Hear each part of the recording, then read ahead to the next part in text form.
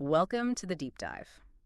Okay, so today we're going to unpack a method that honestly looks like it could really speed up your English fluency. Yeah.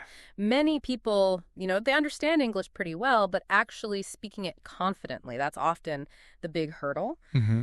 But we've been looking at some great insights, particularly from the Mila and Leo English channel, and they offer this really direct, kind of powerful way forward. It's quite practical. Exactly. So our mission today is to basically cut through some of the usual noise and give you what feels like a surprisingly effective shortcut, tapping into how we naturally pick up language.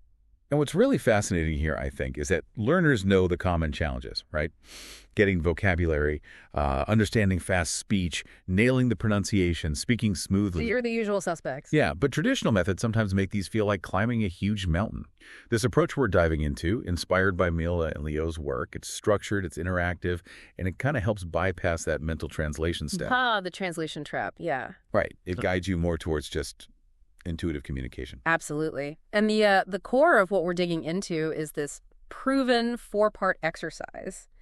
It's really designed to train your brain, to actually speak English more fluently. It's not passive at all. No, definitely not. It's active. It pulls you right in. That's right.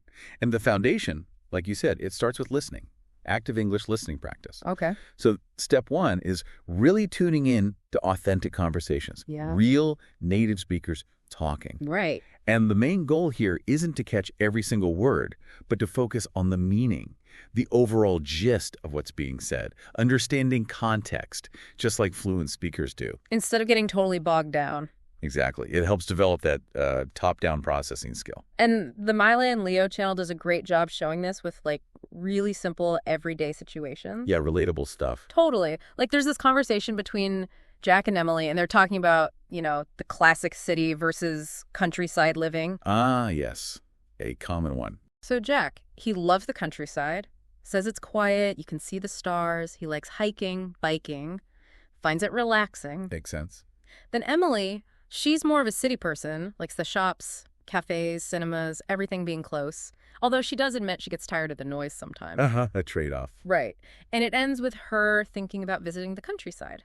It's just a nice, natural dialogue, perfect for learning real language. And that natural context is key for the next step. Okay, so once your ear is kind of getting used to the flow, the next thing is building vocabulary, but directly from that conversation, not just random lists. Precisely. That's part 2, learn vocabulary. Mm. So in this section, new words or phrases pop up from the dialogue you just heard. Okay. And then they're immediately used in other example sentences. Yeah. The real advantage here is learning words, in context, maybe even in chunks. It makes the meaning way clearer. And helps it stick, I guess. Yeah, it really does. It's not just memorizing definitions. It's like building little connections in your brain between the sound, the meaning, and how to use it. Right. So, for instance, you'd encounter a phrase like get tired of. You heard Emily use it, and then you see it explained to feel bored or unhappy because something happens too often. Okay. And then an example like, I get tired of the noise in the city. It clicks better. I see. Or, another word, peaceful. Defined as very quiet and calm, no noise or stress, and then used straight away. The countryside is peaceful. I can relax there. It makes sense to see it used right away like that. It does. And Mela and Leo really stress the importance of repetition here, don't they? Going through these practices more than once. Oh, absolutely. Consistency and repetition are critical. Watching these kinds of practice videos, maybe daily for a week, as they suggest, really helps cement those new words. They become active, usable vocabulary, not just passive knowledge. Got it. So listen first, then build a vocab from context. What's next? Okay, so you've listened, you've picked up some new words, now you need to actually use them. That brings us to part 3, listen and answer practice. The interactive part. Exactly. This is designed to boost both speaking and listening together. It's a Q&A session based on the conversation. How does that work exactly? Well, you listen carefully to questions about the Jack and Emily dialogue. Then, and this is the important bit, you try to answer them out loud. Before you hear the answer. Yes. There's a pause for you to speak. It forces you to actively recall the information and try to form sentences yourself. Spontaneously. Okay, that sounds challenging but useful, like active recall. Very useful. It bridges that gap between understanding and actually producing the language. Can you give an example? Sure. You might hear a question like, did Emily ask Jack which car he likes more? Okay. So there's a pause. You try to answer, maybe thinking, no, that wasn't it. Then you hear the correct answer. No, she didn't ask which car. She asked about living in the city or countryside. Ah, okay. So it checks comprehension too. Right. Or another one. Why does Jack like the countryside? Pause for your answer. Then you hear, because it's quiet and he can see the stars at night. And you're practicing saying that yourself. Exactly. The advice is clear. Keep doing this exercise daily until you can pop out the answers quickly, confidently. It really builds that speaking fluency. Okay, that makes a lot of sense. Listening, vocab, Q&A practice. And then there's the fourth part, which you mentioned sounds particularly powerful, especially for beginners maybe. Shadowing. Yes, shadowing. Here's where it gets really interesting for pronunciation and flow.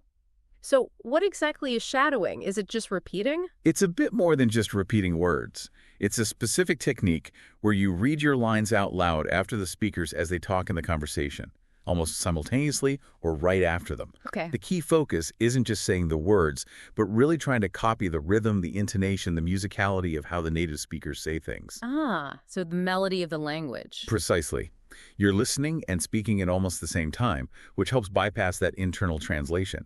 You're building a direct link between hearing English sounds and making them yourself. Why is that so important? Well, this exercise dramatically sharpens your pronunciation. But it also improves your overall speaking ability, giving you a much more natural flow and sound. You start to sound less like you're reading and more like you're actually speaking naturally. Like catching the rhythm. Exactly. It's fantastic for beginners because it helps them quickly develop a more authentic English accent and speaking rhythm right from the start. So it's like you're their echo, almost. Kind of, yeah. A very focused echo. Imagine you hear Emily say, "Hi, Jack. Where do you like living more in the city or the countryside?" Then there's a specific pause built in. That's your cue to say it out loud, trying to match her tone and rhythm. Got it. Then Jack might reply, "Hi, Emily. I like the countryside more. It's quiet, and I can see the stars at night." And then another pause for me to repeat that. Exactly. This back and forth, this mimicking, it really drills in those natural patterns of English speech. You're not just learning words, you're learning the music of English. That sounds incredibly effective, It actually. really can be. So, okay, let's pull this all together. What does this whole four-part system mean for someone listening right now who wants to improve their English?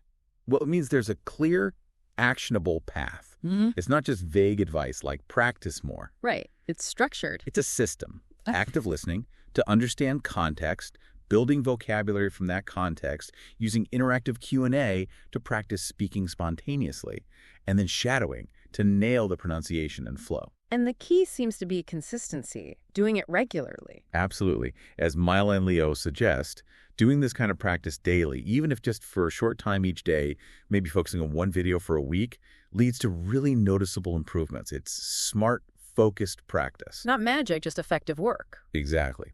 And if we zoom out a bit, this idea of consistent, targeted practice, it's not just for language learning, is it?